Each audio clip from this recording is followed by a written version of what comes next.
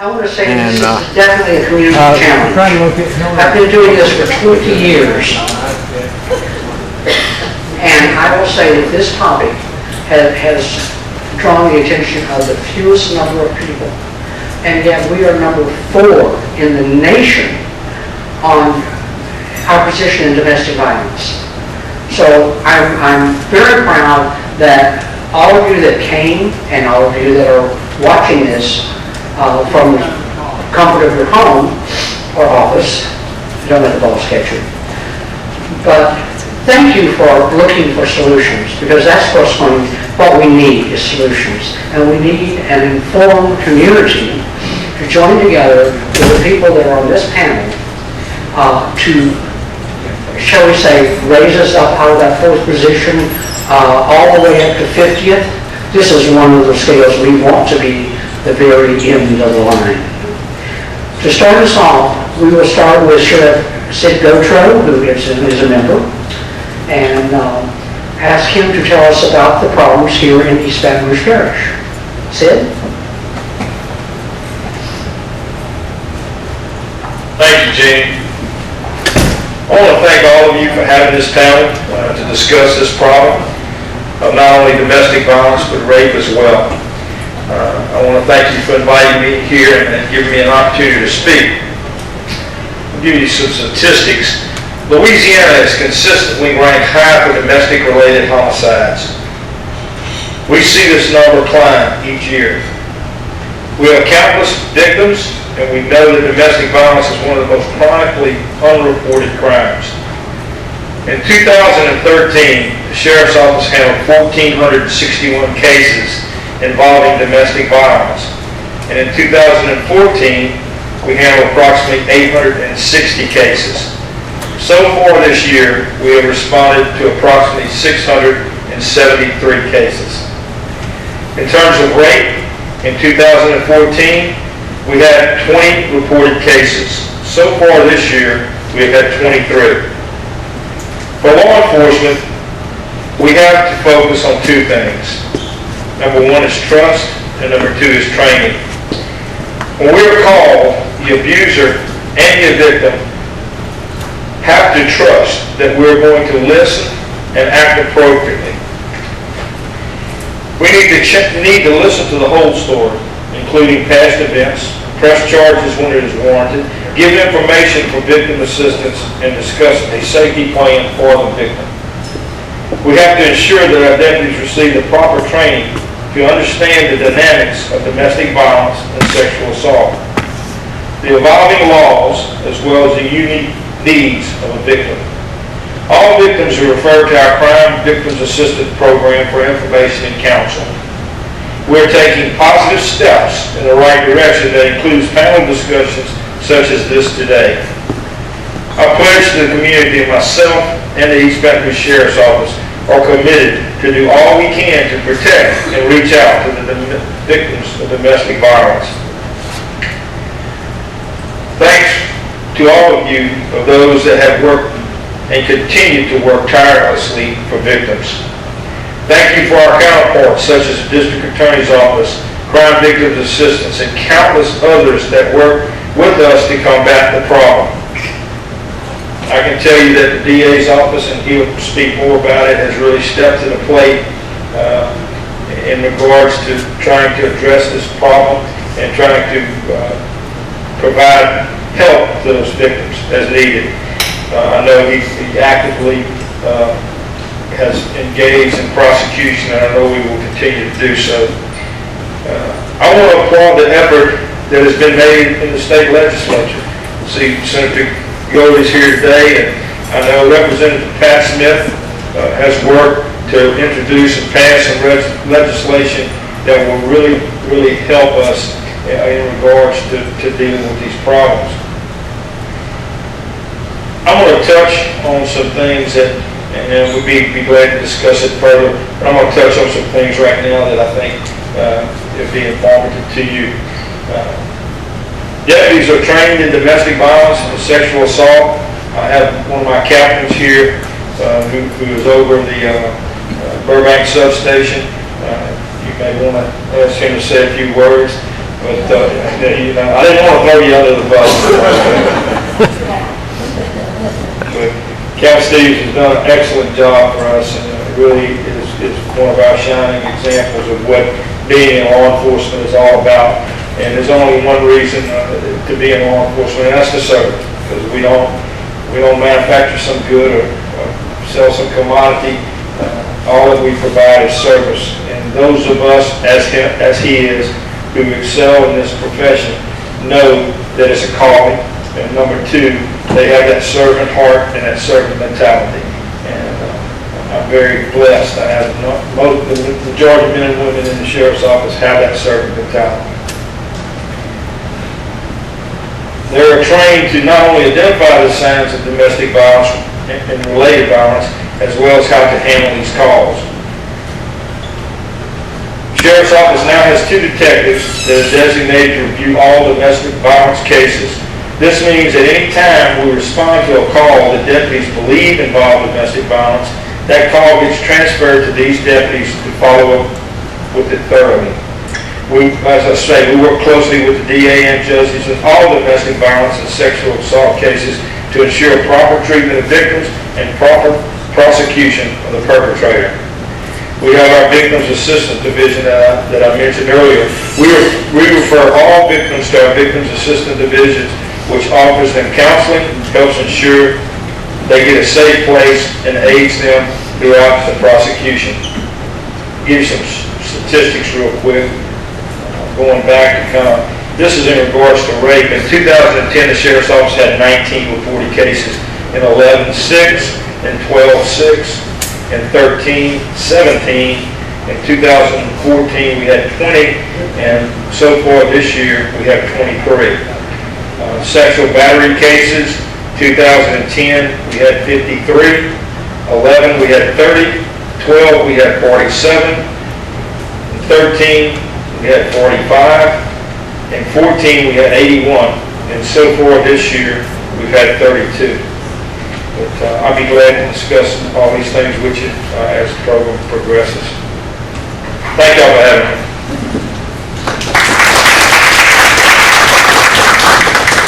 Next on the program, we will have Killer Moore, who is our district attorney for East Baton Parish and the 19th Judicial District. Killer?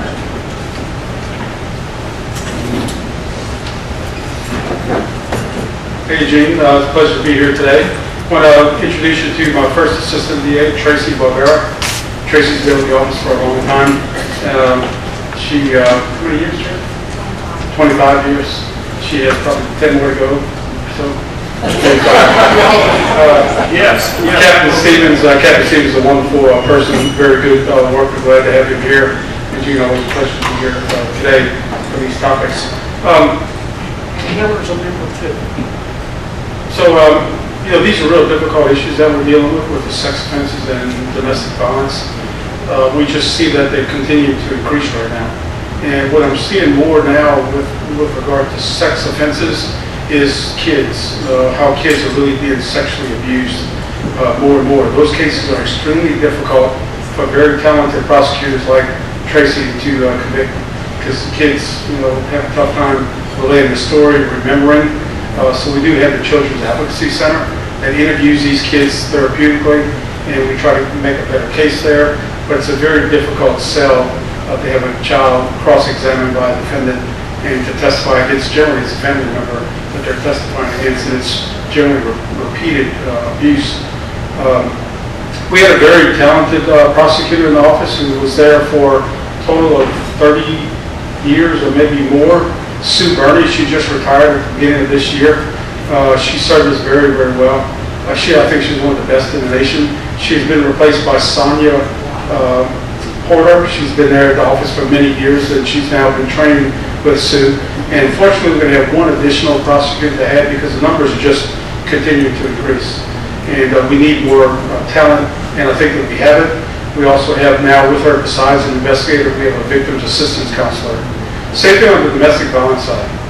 I wish I could tell you things were getting better in that regard, but they're really not. Things are continuing to escalate. We are getting better in the sense of DV homicide, where I see that they're down from several years ago where we had 12 or 14 one year. I'm not sure how many were this year. You may have seen the news recently where the sheriff's office worked a man who had just gotten out of jail, and his bond was set at $1,500. That he was out on 2 previous bonds for related types of offenses. He gets out of jail, goes to his friend's house, girlfriend's house, and he's on top of her, stabbing her 20 times, and the deputy walks in and shoots and kills him. The lady survives. We need to do a better job with domestic violence. And the way, in my opinion, that we can really help ourselves, not only with domestic violence, but with rape offenses, drug offenses, mental health, veteran status, is to do a risk assessment when someone comes into jail. The sheriff has a lot of people at his housing. There are probably several people, many people there that we could probably release from jail under certain conditions, as long as we knew that that's a good risk to let them out. Right now, we don't have such a tool. It takes money, it takes people, it takes a place to do it. We don't have that right now, but there are qualified tools that we can use that take either 5 minutes or 20 minutes to administer. And when this man takes 50 people in a day, that's a lot of time to spend. However, it will give us a better idea of who we're bringing in the door at the jail, whether that person really needs to stay in jail because it's a public safety risk, or can he be released. Once we would get a risk assessment tool in place, the problem is there some structure, infrastructure outside the prison where you could send that person, for example, a DV offender, can you send him to get treatment and help? The answer is no. We really don't have that infrastructure here that we have that ability to send them out. Even with mental health and drug addiction, we really don't have those places that we can send these people. I'm all for not having anyone with mental health issues in the jail. Unfortunately, right now, we have nowhere to send them. We got 2 people that I know of just this week that have mental health, serious mental health problems that have threatened to kill and hurt others. I'd rather have them in a facility, but there's no facility to send them to now. So right now, they're being housed by the sheriff until we can find somewhere to house these folks. Domestic violence. I have another very talented young lady, Miss Melody Fields, who works in my office. We're going to substitute her, add to her another assistant DA that's going to work with her because the numbers are too high. What we see is, we see these men, for the most part, committing batteries on these ladies, and some are minor, some are extremely substantial. There are a lot of ladies who are strangled around the neck, knocked unconscious, and that is the #1 predictor that that person is going to reoffend or possibly kill someone.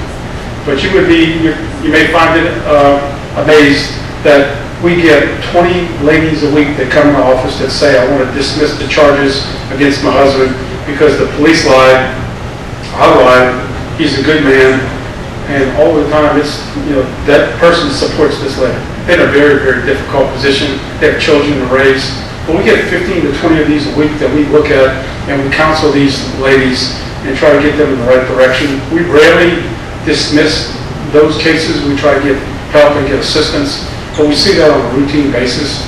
I'm happy to announce that we just received a grant for domestic violence. It's called a hospital intervention program.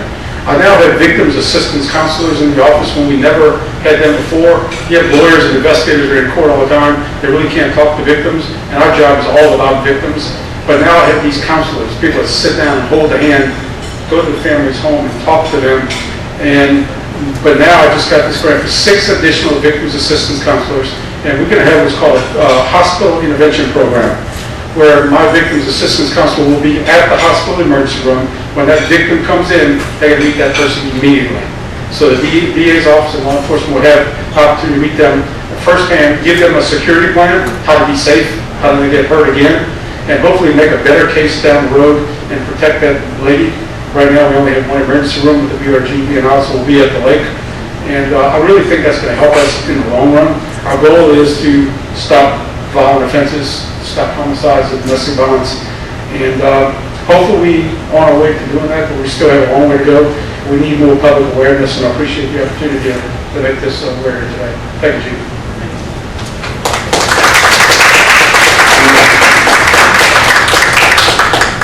Now, before I introduce you to the resources, I'm going to make hopefully a very big announcement that may surprise you. In a prior marriage, I was an abused wife. So all of you that think, well, if it was that bad, She just get out.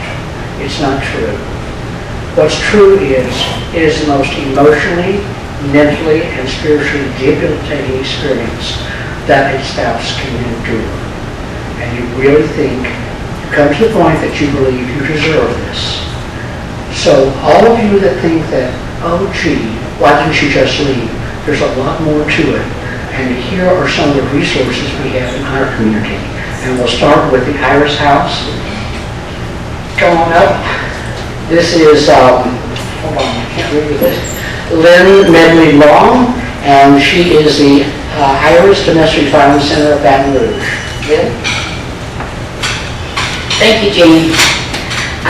As Jean said, I am Lynn Medley Long. I am the Executive Director of Iris Domestic Violence Center, formerly the Battered Women's Program, you may recall us. We are the largest and oldest domestic violence provider in the state of Louisiana. We've been around for 30 years. To Jean's point, let me talk a little bit about the prevalence of domestic violence. Domestic violence is prevalent in every community and affects all people regardless of age, socioeconomic status, sexual orientation, gender, race, religion, or nationality. The fact is, 1 in 4 women in the United States is a victim of domestic violence. And over the last year in Louisiana, we documented 57 homicides related to domestic violence. 6 of those occurred right here in our own backyard. The capital area does have a problem. Let me just recount a few. In Ascension Parish, Monica Butler, this was just last month. Monica Butler Johnson's estranged husband choked her to death until she lost her voice. He later strangled her, later stalked her, lingering by her home's window and hid in her attic. She received a temporary protective order in July, but a month later, her husband came home to beat Monica Butler to death with a bat.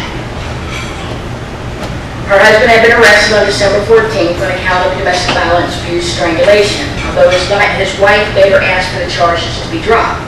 She left saying she dropped the charges saying it was a one-time attack and the result of a medical condition. But after repeated stalking, she changed her mind. At the time of her death, Monica was set to return to court in just a couple weeks to make her request for protective order permanent. Again, just last month in East Baton Rouge Parish, a parish sheriff's deputy shot and killed a man who was stabbing a woman at home. The man had been previously arrested in September on domestic abuse battery with child endangerment, as well as aggravated assault, and had just wandered out of jail the previous week. The woman who was stabbed was in critical condition with multiple stab wounds. And again, just last month in Denham Springs police officers arrested a man after his on-again, off-again girlfriend, Gwendolyn Thomas, accused him of punching her in the face. A year-long protective order was issued, but that didn't stop him from showing up at her house, where he stabbed her to death in her front yard. As I said before, the capital area does have a real problem with domestic violence. But what is domestic violence? Domestic violence is abuse. And abuse is a repetitive pattern of behaviors to maintain pure and simple power and control over another. These behaviors are physical, they can arouse harm or fear, prevent a partner from doing what they want, and try to coerce, harm, threaten. It can include physical violence, threat, intimidation, emotional abuse, and economic deprivation. And many of these forms of abuse can be going on all at the same time. The devastating consequences of domestic violence can cross generations and last a lifetime. So that's what we got. We got a major problem. Let me share with you just a few more stats about what domestic violence, the prevalence of domestic violence is nationwide. As I said, 1 in 4 women will experience domestic violence. That equates to about 2 to 4 million women, men and others, experiencing domestic violence. And Louisiana ranks number 4 in the country for domestic violence homicides. Domestic violence is the #1 cause of injury for women, and it's the #1 reason for homelessness. There is a growing need, obviously, for us to increase safety for victims of domestic violence. We at Iris Domestic Violence Center encourage the use of protective orders. We thank the DA's department, East Baton Rouge District Attorney's Office, Hiller Moore and his staff, the police departments, and the sheriff's departments for their assistance in helping us not only get these protective orders, but enforce them.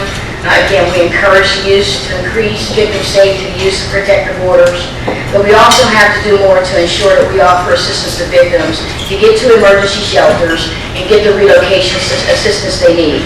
Sometimes the best thing we can do in a domestic violence situation is get the victim out into safety. So we are very appreciative of all the work that our local community is rallying around this ideal of increasing victim safety. But our response to domestic violence in Louisiana has improved over the last 2 years. In the last 2 years, we enacted about 20 domestic violence laws. However, our response can be even more effective when we complement these domestic violence laws with a community-wide strategy that places victim safety first. This involves coordinated intervention before abusive behaviors escalate. At the police call level, at the hospital emergency room level, at the social service agency level, at the church level, at the college campus level, at the workplace level, anywhere, when and where people are seeking or demonstrating the need for help, we have to respond with the appropriate safety mechanisms.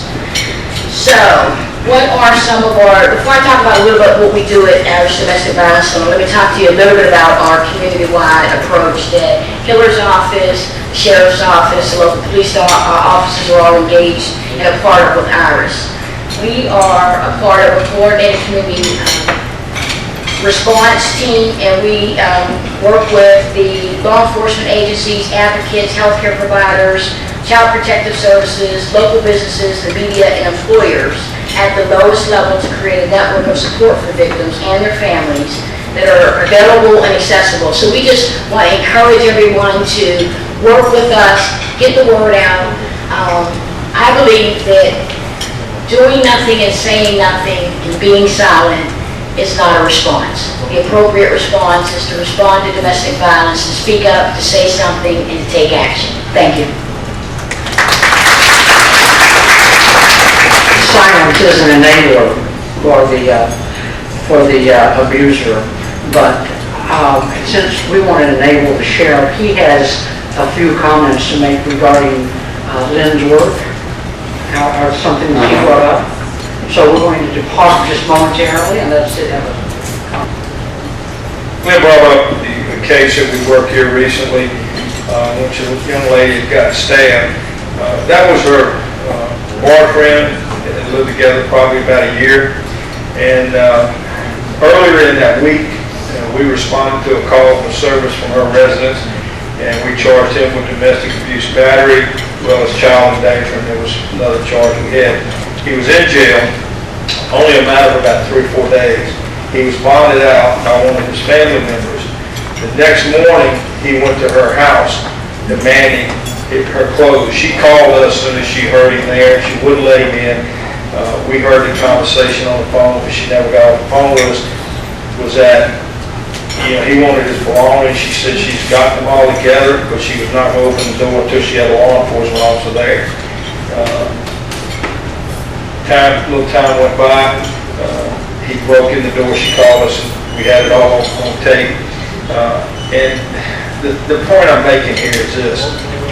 This woman did absolutely nothing wrong. She called us, we responded, we incarcerated this individual. Why he was out on that bond with his prior history, why he was out having bonded out on 2 other charges, is just beyond me. But my point is this. While he was in there, and we heard her, and we could hear all the commotion of the deputy. From the time we got the call to the time we got in the house, it was only 4 minutes. But in that period of time, he stabbed her, as Hiller said, some 20 times. And while she was on the phone, she is apologizing to him. Please stop. I'm sorry. I didn't mean to do this. She was talking about having him put in jail. And that's what a lot of these women go through. They're the victim. They did nothing wrong. But the control that these people have over them, and to say that, I'm sorry, why are you stabbing me? Because I put you in jail for doing something you did. And thank God the deputy got there when he did. He was able to apply tourniquets and stuff to keep her from bleeding to death. But it's just by the grace of God she's alive, because one of the stab wounds, the surgeon said it missed her aorta by 1/4 inch. But if we would not have been there, he would have continued until he finished the job he was doing. But my point is, once again, it's just the mindset. A lot of these victims that they're scared of, they feel, it's just to apologize, and, I mean, it's just, they have nothing to apologize for.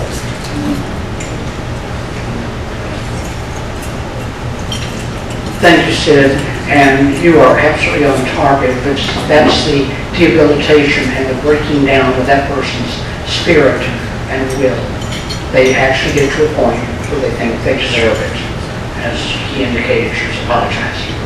And last but not least, we have Rebecca. Now, I'm not going to even try. Mira. Okay. She'll say her name when she gets up here. I'm not very good at that. But she is, she is from STAR, which is the formerly known as the Rape Crisis Center. And with 3 campuses, active higher ed campuses in town, in addition to all of our residential sexual assaults, she's going to address what her center does and what services she has and the experience. Please, Rebecca, come on.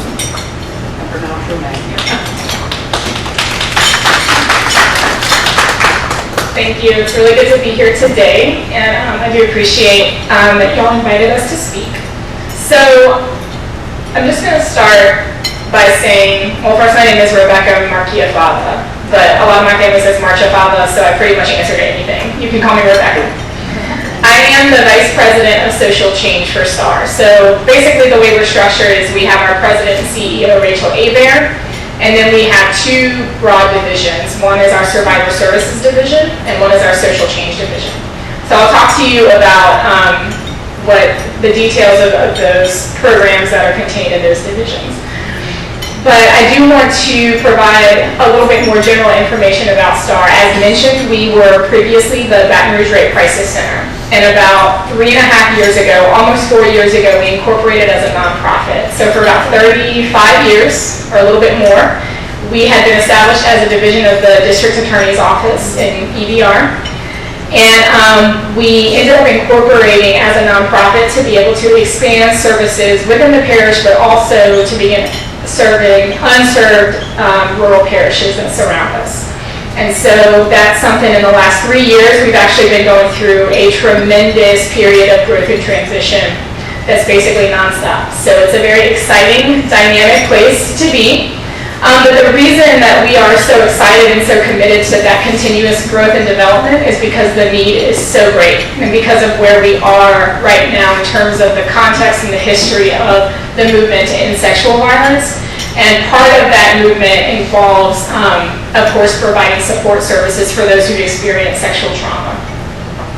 So when I first started at STAR, I've been with the organization for a little over 3 years.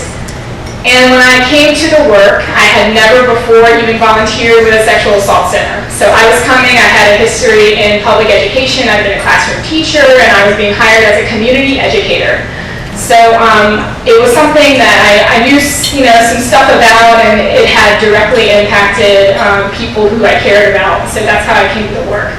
But I had no idea. I'd heard the stats, but I had no real idea about the prevalence and the extent of the impact when we're talking about the issue of sexual trauma. So we heard earlier about a pretty low number of reports of rape in the past year.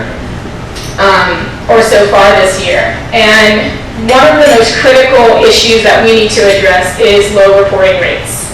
And this is something that everybody has a role to play in. So I'm going to talk about our services first, and then I'm going to talk about how the entire community can play a role in what we're doing. So we have our Survivor Services Division, we offer a variety of services for individual survivors of sexual trauma. So this includes free and confidential counseling. We offer individual counseling and therapy groups. We provide a host of advocacy services, so we work with survivors and identify what their needs are and connect them to resources in the community, even assisting in certain cases with applications or making those warm referrals for them. We are able to, talk through the details of an individual survivor situation to be able to help them identify those needs. So really what we want to ask of anybody who knows a survivor, comes in contact with someone, is to connect them with our 24-hour hotline. And that person doesn't even have to know what they want to say. All they have to do is make the call, and the advocate on the phone line will help them, talk about what their situation is and identify ways that we can be of service to them. We also have a recently established civil legal services program. So this is to assist in, again, a lot of civil matters that, that survivors are dealing with.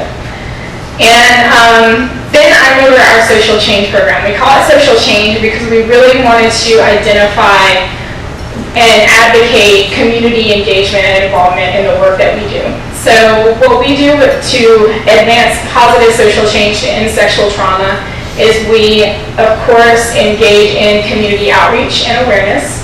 We seek to provide community education both for youth and adults because we recognize that, unfortunately, with sexual trauma, there are a lot of ideas and beliefs that we take as the self-evident absolute truth. However, there's a lot of misinformation and misunderstanding around the issue. So we simply seek to enlighten and engage in dialogue and conversation about the issue to hopefully open eyes. And that's my favorite part of the job because I can tell you straight up, my eyes have been opened so much since coming to work at STAR.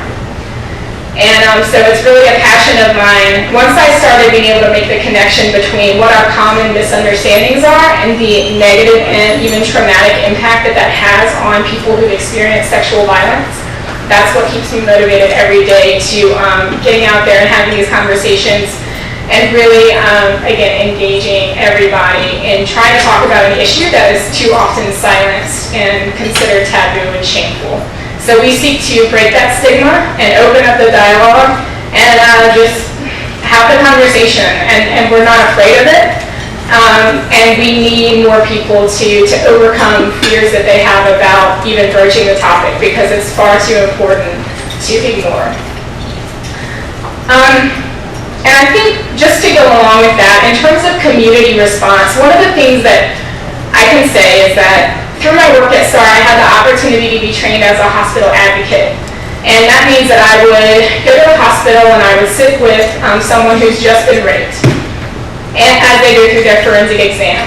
And so I've sat with them and talked with them, and it doesn't matter the details. It doesn't matter if it was a stranger assault or if they were assaulted by a loved one.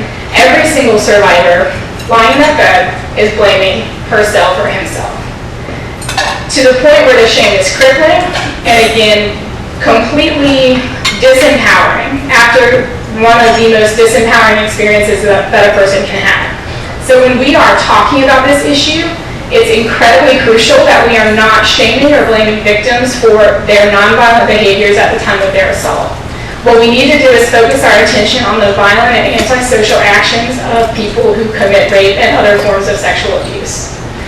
So that's just something I'm going to leave with you. That's probably the most important thing to keep in mind. And also, if there's something you don't understand, don't get judgmental, get curious, contact STAR. So thank you very much. And one last thing, you should all have a STAR brochure, and inside we have a hotline card. And also, if you'd like to stay connected with us, you can fill out this contact card and give it back to me, and I'll get you connected. Thank you. Let me ask Lynn a question. Lynn, have you heard about the black ink in the palm of the hand signal? Okay, that's something, would you come up and discuss that, please?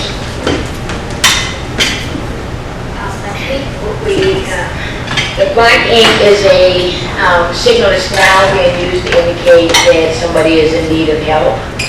And in many situations, a victim of domestic violence or sexual abuse has a hard time communicating their need for help. And one way of, the other thing that is important to note that when victims of domestic violence or sexual abuse expose these abusive behaviors, the risk for increased violence increases. They actually become at greater risk because once you expose these behaviors, the behaviors that precipitate them, the violence, the coercion, the control, it actually escalates and emotions get raised higher. And anytime you attempt to hold anyone accountable for behaviors like this, that tends to escalate their behavior as well. So victims become a little bit more at risk. So we actually use, they're now using a little black mark on the hand to indicate help. We actually use palm cards, a similar version of that we can pass to individuals and they can use as a way of indicating for help.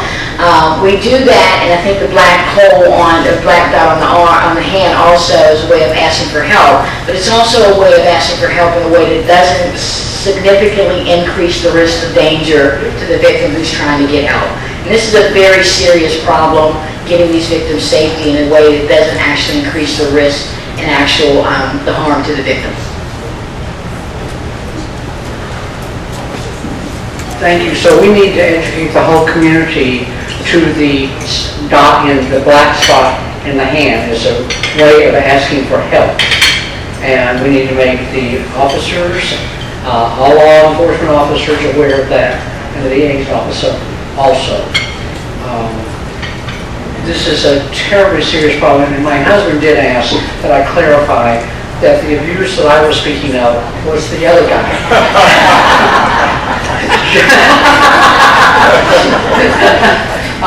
And we've been very happily married 43 years, so you do learn from your mistakes, and I'm married to a wonderful guy now.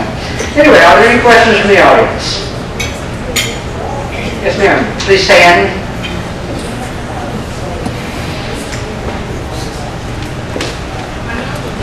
We're going to still get a mic for you. I don't have a mic. Oh, you don't have a mic for us? I know that there's a lot being done to help with victims of domestic violence, but I see that the other half of that is getting treatment for the offenders, because otherwise we know that they will reoffend. Maybe not with that woman, maybe with somebody else, but the violent behaviors that the perpetrators have are very difficult to change. And I know that social workers who do this are few and far between, because you have to basically turn everything you know about treatment upside down to deal with someone who does this type of thing.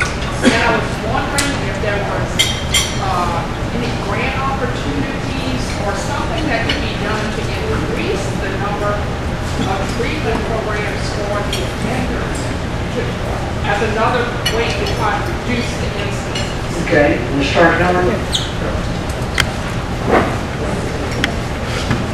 Sure, it's a very good question. The issue is you have a defendant that's booked in jail. He has a right to remain silent. He has a lawyer, and the lawyer will give him advice to do something or not do something. And generally they see it as, if I'm going to get help and get treatment, then I'm guilty. That's a bad sign for me to get up. And the lawyer will tell them, don't get up, because then you look guilty. Harking back to if we had a risk needs assessment tool at the jail, and the judge immediately upon arrest would see that and would say, you're going to go as a court order get evaluated and get treatment, things would work a lot better. We don't have that. We do have treatment models here. The best one is the Duluth model. It's a 26-week program, which is tough. And most people don't want to go through that. It costs money, it costs time, work, kids, very difficult, but it's successful. Most time, people just go to an anger management class for domestic violence, and anger management has nothing to do with domestic violence, but that's generally their knee-jerk reaction. I went to anger management class, I'm getting faith-based counseling. Oftentimes, these are not really data-driven treatment, and it's terrible. So really, to get the really treatment, it's a long-term power structure that they need to go through, and we don't see that very often, but you're right, they come back again. If they do not get treated, do not get removed, they're back again. It's even a more dangerous situation. But there are methods out there to deal with this. It's a matter of them wanting to get it, or being ordered to get it. And if they don't come from the heart and head, then the treatment's not going to be worth it. But there are models out there.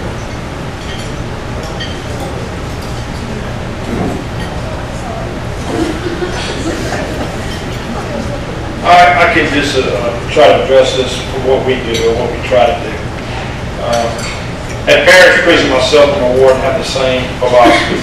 We don't care if we have a person for 1 day, 1 week, 1 month, 1 year. We're going to expose that individual to as much rehabilitation as we possibly can. Whether they take advantage of the opportunities we give them is something different. But we went from 2 self-help programs in Parish Prison when we took office to over 23 now. And it deals with anger management, family, everything, the whole gamut. Because what we know is this: what we've done in the criminal justice system today is not working. We get people in the system, they get out nationwide. Upon a person's release nationwide, 3 to 5 years, 70% of them will be back in the prison system. Here in Louisiana, we don't lead that statistic, thank goodness. It's one area we don't lead. But here in Louisiana, and it's a mirror of what happens here in East Baton Rouge Parish, those that are incarcerated today, upon their release within 3 to 5 years, they're going to be back in prison. So what we've been doing does not work. Recidivism, revolving door. And there's so many different reasons why. And I know I might be getting off this a little bit, but still talking about domestic violence, rape, violent crime. We can't just close our eyes to what the problems are. And when I look at the people that are incarcerated here in this parish today, if you look at them, 90% of them, in my opinion, have an addiction to drug or alcohol or both. The average educational level in East Baton Rouge Parish is the 7th grade. So the addiction problem, the lack of education are 2 things that contributed to that. And, we started a faith-based wing. And we get all denominations come in on a daily basis and give those prisoners that are in that wing instruction on a daily basis. We started a GED wing, which those that want to pursue education can do so. When we graduated around 400 with GEDs since we've done that. But beyond that, you're dealing with, as Hiller said, we're dealing with mental health issues that we're not equipped to deal with. We need a whole wing for that. We need a wing for chemical dependency. We don't have any of that. And until those issues are addressed, the totality of it is, we're not going to see a big difference in what we're doing and what we're trying to do and what we want to do in the future. So those are just some of the observations that I have over the years.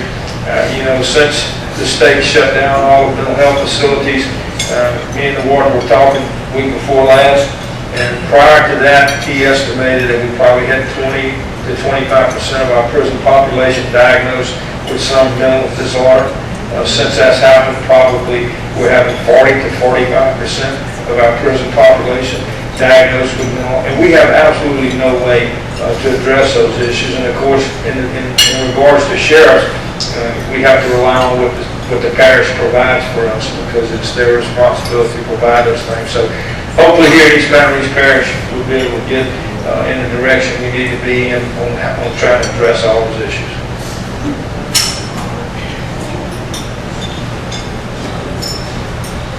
I just want to speak to one of the points that we were talking about, the batterer intervention programs and the batterer.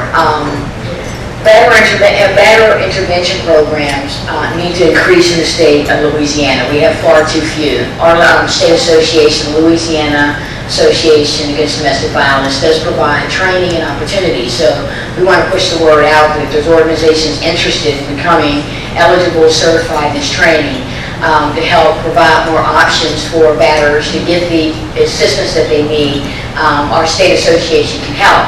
The other point I wanted to make is, as Hiller said, batterer intervention programs and some are often confused with anger management. Helping the Abuse is not about being angry. Abuse is about power and control. So helping someone control their anger is not really going to get to the root cause of the problem here. We encourage the batterer intervention programs. We need to increase those in the state of Louisiana. And again, let's make a clear distinction. Those are not anger management programs. Those are programs designed to help intervene where the batterer needs it and these issues of power and control. The only other point I'll make when we talk about domestic violence, looking at this holistically, is we can't forget the children. We talk about the recidivism rates of violent crimes and violent offenders, but if we don't address the trauma that the children are experiencing, witnessing domestic violence, we are de facto raising the second generation of violent offenders because the kids are witnessing this and this is all they see. So we advocate strongly for the appropriate intervention for children as well. And just in terms of the parallel sexual offenders, we have for too long been focused on victims and potential victims when it comes to prevention and response. That is absolutely crucial, especially when we're talking about supportive response. But in terms of asking how can we prevent sexual violence, we absolutely need to be focusing on not how do we reduce risk of victimization, but how do we reduce risk of perpetration. That is the question that we need to be asking and answering. And unfortunately, right now, we have extraordinarily limited capacity to do that, but those are the kinds of conversations that we want to start happening with community partners and with influential organizations and institutions where we can come together, because one agency is not going to end rape. This is a community issue. One agency is not going to end domestic violence. These are community issues that are interlinked, connected, and connected to other forms of violence that we're not even addressing today. Trauma is often at the root of what we're talking about. So that's all I want to say. Question.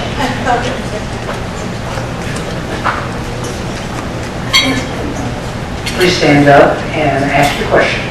Okay, my name is Muriel Harrison. I serve as the Executive Director for the Northern Area Initiative, and all of us are here from that initiative. And that's exactly what we want to do. We want to invite you October 27th at 6:30. We have dinner for about 20 young people from our area, and that's what we were thinking. We want to be proactive. We want to start with our young people. Jan Chandler this summer worked with our young girls because we need to start letting young people feel good about themselves so they will not tolerate some of this behavior. But we also want to work with our young men and help them to start early. And I appreciate you saying that. So we expect to see you on Congratulations to the John Deere initiative. We need more of those initiatives around our community. I didn't recognize you over there. Just for the rest of the people here. Knee-jerk reaction is being here 7 years as DA. They ask you where are the really difficult spots. I would tell you 705, 702, but I'd also tell you Gardena. Okay? Now, that was a year or two ago. These people, this initiative, I'm telling you, take it, this is the truth, this is facts. These people, the Gardena initiative, along with what the sheriff has done with this man, Mr. Stevens, and those before him, have really taken Gardena. Gardena is a completely different place. They're somewhat off our radar, although they still have your own issues. But because it's from the community, it's not from the top coming down, it's from them on the street coming up, they have changed Gardena completely. And Gardena now, to me, is the rising star in the community where they are really doing things, they're making things happen. And I just want to make sure that you get recognized for what you guys did, along with the sheriff's office, that made a complete difference in the community.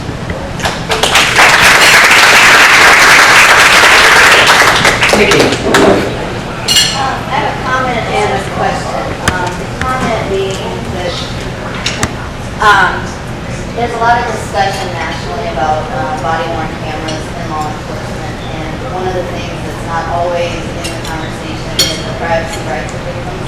And so and I've heard rumblings in the Baton Rouge area potentially going to body-worn cameras and things like that.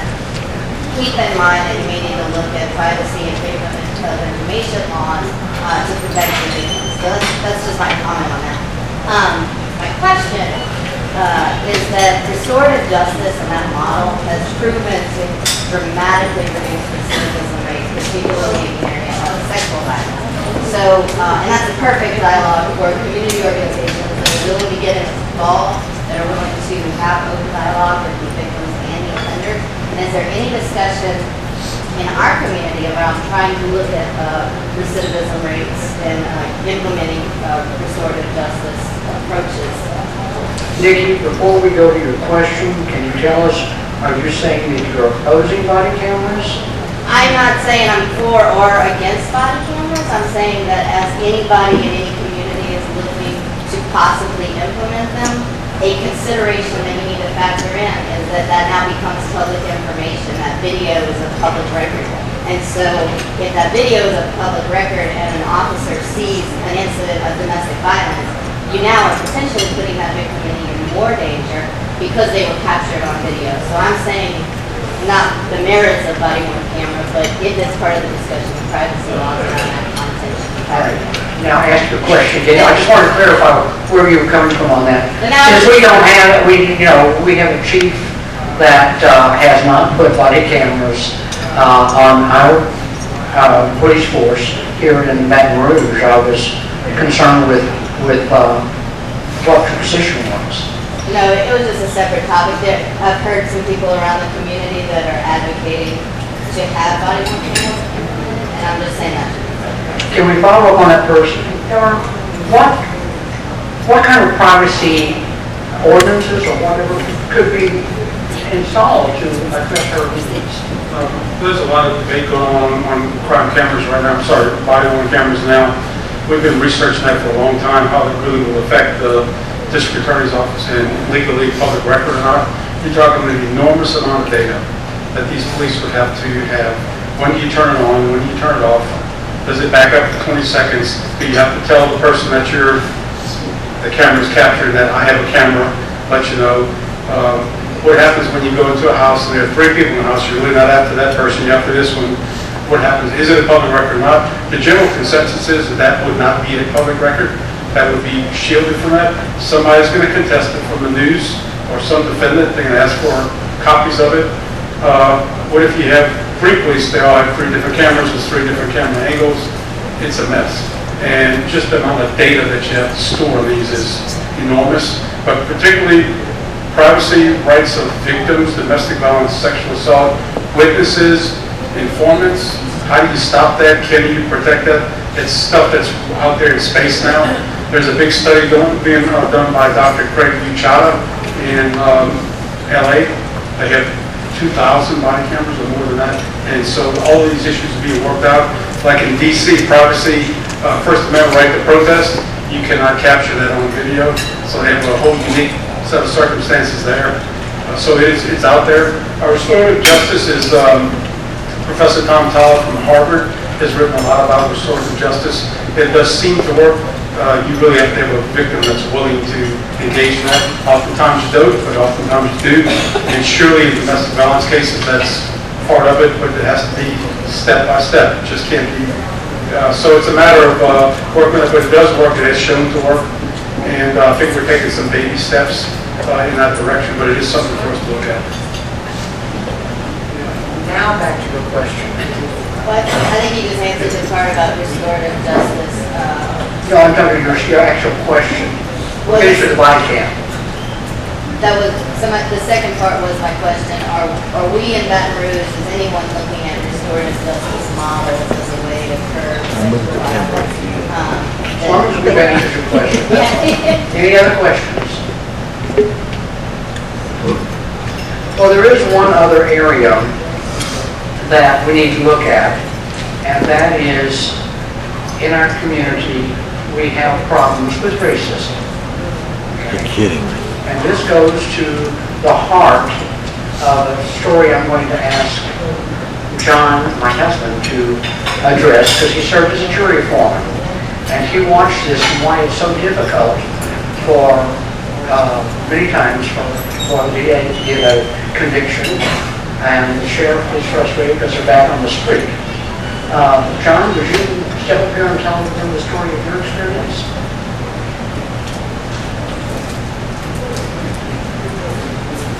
Thank you. This occurred, about 10, 12 years ago. I was selected jury foreman in a rape case.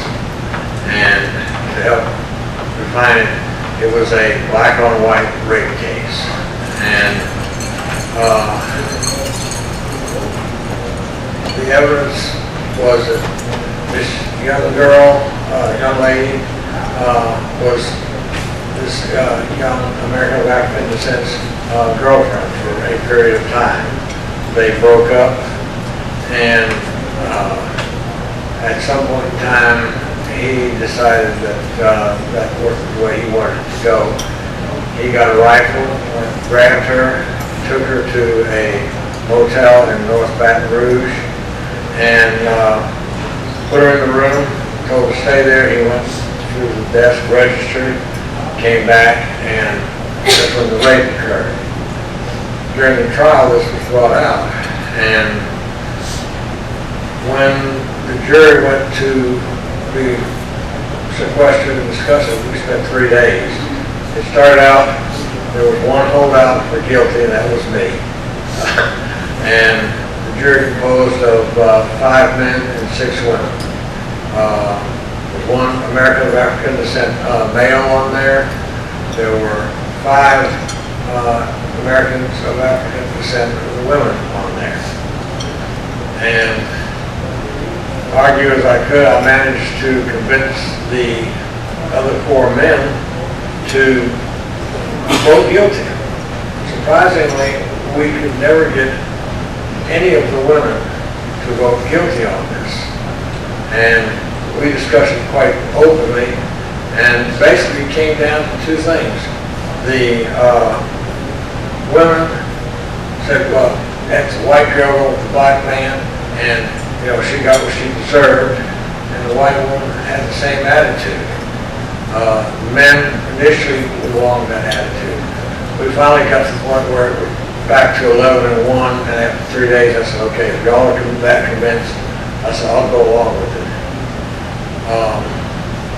We announced the jury verdict. The judge told me he was free, and at that point in time, his friends out in the audience in the courtroom got his rap sheet, and he turned to all the women on the jury and said, I'll see you ladies later, at which time several of them blanched out. Okay, he was escorted out of the courtroom, but it's very difficult because this is the judge, the sheriff, the district attorney. You can't do anything if the people don't use some common sense and put their bigotry and prejudice aside. So that was my story. Thank you very much.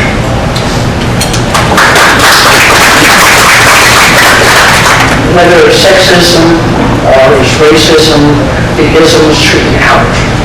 We are a community that is better than that. Let's reach for the stars.